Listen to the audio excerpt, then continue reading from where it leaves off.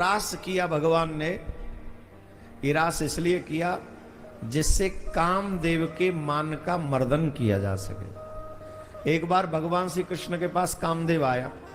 भगवान श्री कृष्ण ने कहा, हे पुष्प धनुषधर वीर, मैं तुम्हारा स्वागत करता हूं, कहो मैं तुम्हारी क्या सेवा करूं, यहां मेरे पास क्यों आए हो। ध्यान से सुनना, महाराष्ट्र में प्रवेश से पहले की ये कथा है, ये ध्यान से सुन लो, इससे पता चलेगा महाराष्ट्र क्यों हुआ। कामदेव ने कहा कि मैं कामदेव हूं, मदनो मनमथो मारो प्रद्युम्नो निकेतन कंदर्प दर्प कोनंगा काम पंच सरस्मरा। मेरा नाम मदन है, कामदेव है, मार है, और मैंने अच्छे अच्छों को छका रखा है। ब्रह्मा भी मेरी मार से बचे नहीं है, शिव जी को भी मैंने छका रखा है। इंद्र की तो बातें ही छोड़ दो, बड़े बड़े ध्यानी तपस्वियों को मैंने डिगा रखा है। उम्र से कामदेव का कोई लेना देना नहीं। अगर हमने जवानी में अपनी इंद्रियों को कंट्रोल में न किया हो तो बुढ़ापे में भी ये इंद्रियां अनकंट्रोल रहती हैं, ये नोट कर लीजिए बात। कामदेव ने कहा कि मैं कामदेव हूं, मैं आपसे युद्ध करने आया हूं।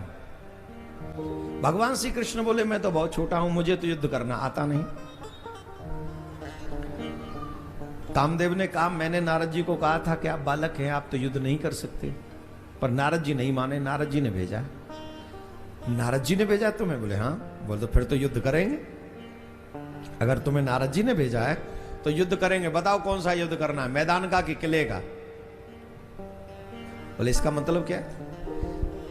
अब सुनना, ये कामदेव को भगवान उपदेश दे रहे हैं, बता रहे हैं मैदान कैसे होते हैं। मैदान है दो, किले का और मैदान का, दो प्रकार के युद्ध है। किले का युद्ध इसे कहेंगे जब मैं एकांत में अपने इष्ट का ध्यान कर रहा हूं, तप कर रहा हूं, साधना कर रहा हूं, उस समय तुम आना और अपनी पूरी शक्ति का प्रयोग करना। अगर तुमने काम जगा दिया मेरे हृदय में तो तुम्हारी विजय, और नहीं जगा पाए तो मेरी विजय।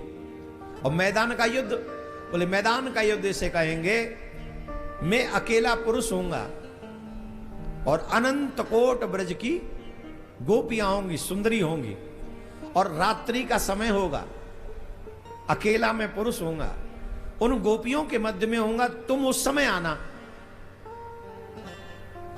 तुमने उस समय अगर मेरे मन में काम जगा दिया तो तुम्हारी विजय, और नहीं जगा पाए तो मेरी विजय। कामदेव ने चुना कि मैं मैदान का युद्ध करूंगा। बोल ठीक है, शरद पूर्णिमा के दिन आना, मैं रास करूंगा, और तुम उन गोपियों के मध्य में जब रहूं तो तुम मेरे मन में काम जगा देना, और तुमने काम जगा दिया तो तुम्हारी विजय होगी।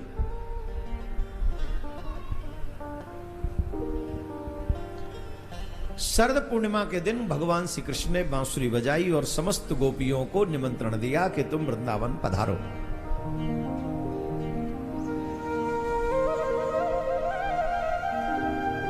और गोपियों ने जब बांसुरी की धुन सुनी,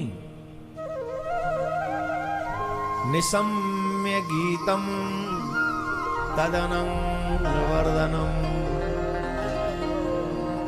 भगवान श्री कृष्ण की बांसुरी को सुनकर ब्रज की गोपियां जो कार्य कर रही थी उस कार्य को वहीं छोड़कर, ये प्रेम है। हम सब चाहते हैं कि कृष्ण ब्रज की गोपियों की तरह हमसे प्रेम करे। तो जब कृष्ण का नाम हो, कृष्ण की कथा हो, कृष्ण की बांसुरी की धुन हो, तब हमें हमारी शुद्ध बुद्ध कहां रहती है?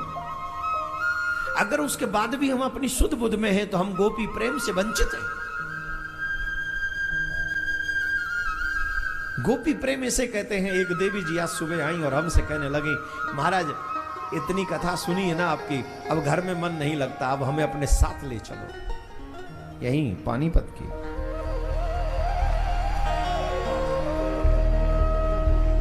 इस कथा ने हमें वो रस प्रदान कर दिया है, आप हमें वृंदावन ले चलो, अब घर में रहने का मन नहीं करता।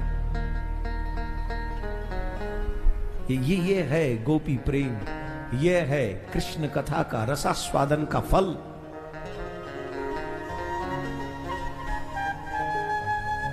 गोपियां जो कार्य कर रही थी वो कार्य करके छोड़ के बीच में भागी।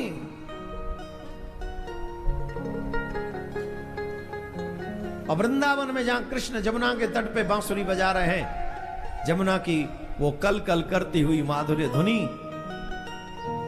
वहां श्री कृष्ण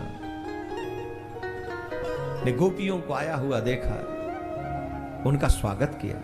स्वागतम वो महाभाग प्रियम इव करवाणि वः ब्रजस्यानामयं कचित् ब्रूता गवन कारणम।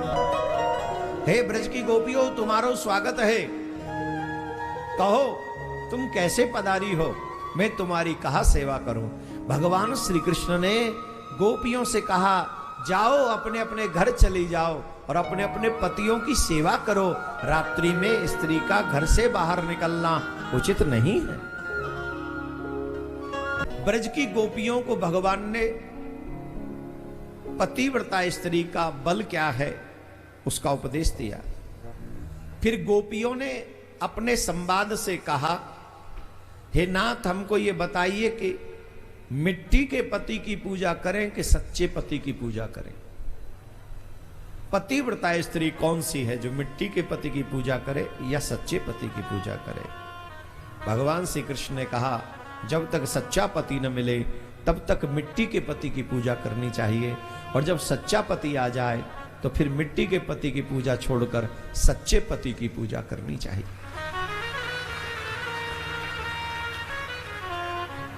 देवियां ध्यान से सुने, ये जो आपके हस्बैंड हैं ये मिट्टी के पति हैं, और जो सर्वेश्वर सच्चिदानंद श्री कृष्ण हैं वो आपके सच्चे पति हैं।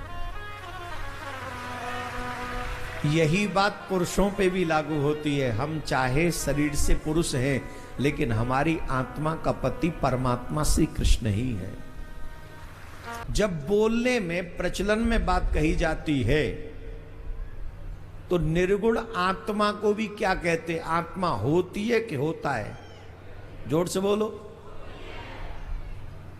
भाई। शरीर तो होता है, आत्मा होती है, तो शरीर तो देवियों का भी होता है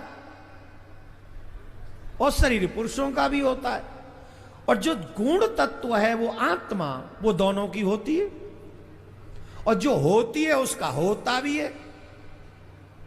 स्त्री होती है तो उसका पति होता है, वैसे ही आत्मा स्त्री तत्व कहा जाए अगर तो ईश्वर पुरुष तत्व हो जाएगा। तो आत्मा का असली पति अगर कोई है तो वो परमात्मा ही है। तो आत्मा होती है और उसका पति परमात्मा होता है। मुक्ति इसी को कहते हैं जब आत्मा परमात्मा में समाहित हो जाती है।